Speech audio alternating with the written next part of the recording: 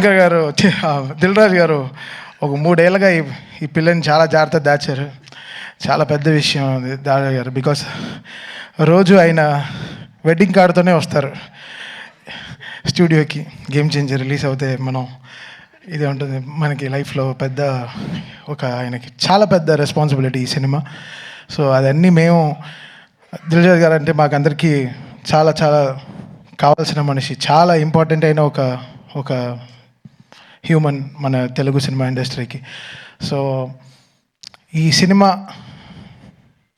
అంతే ఆయనకి సంక్రాంతి ఆ 10th రోజున, ఆయన ఫస్ట్ డే రిలీజ్ రోజున I want to hug him and hug him అంతే I want give him the best.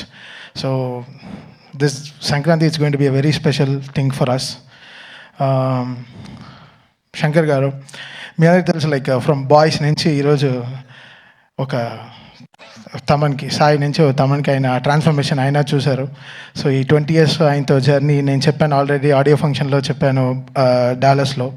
So such a big opportunity this is. అది Shankar garu first Telugu straight film, అది game changer అనే టైటిల్తో మన రామ్